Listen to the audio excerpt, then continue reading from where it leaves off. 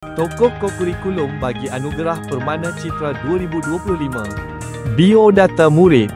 Dilahirkan pada 9 Oktober 2008. Merupakan anak kesayangan kepada pasangan Encik Murad bin Bidin dan Pan Nur Azah binti Muhammad Siraj, anak bongsu daripada dua beradik. Bercita-cita ingin menjadi seorang guru.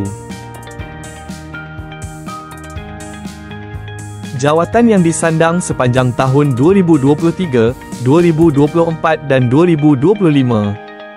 AJK Tingkatan 3 KRS, Naib Pengerusi 2 KRS, Pengerusi Skuad Aset, Pengerusi KRS, Pengerusi Skuad Aset, AJK Rumah Hijau.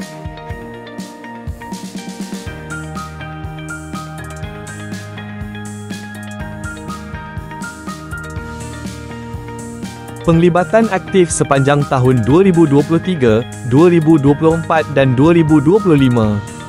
Pertandingan bola baling peringkat sekolah, pembangunan rugby, kem kepimpinan kokurikulum, wakil rumah hijau merejam lembing. Pengawas sukan merentas desa sekolah, wakil rumah hijau merejam lembing, wakil rumah hijau lontar peluru, wakil rumah hijau lempar cakera, pempama karnival STEM peringkat sekolah, kursus ketua pelatun kadet remaja sekolah daerah Gombak.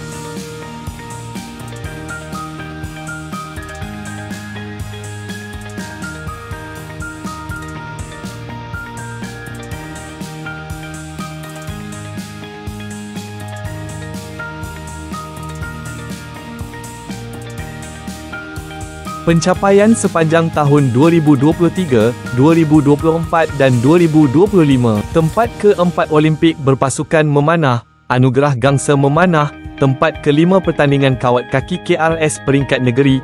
Tempat ke-2 pertandingan kawat kaki KRS peringkat sekolah. Tempat ke-3 wakil rumah hijau merejam lembing.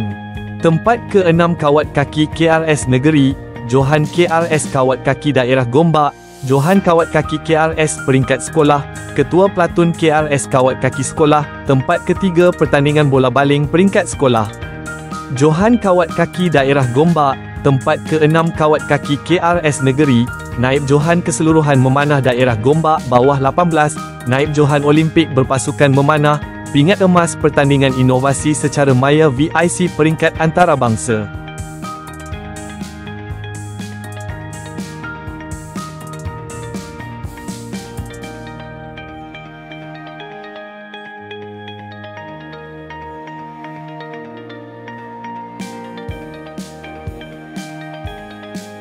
Bismillahirrahmanirrahim. Saya ingin merakamkan setinggi-tinggi penghargaan dan terima kasih kepada Umi dan Ayah atas segala sokongan dan doa yang tidak pernah putus.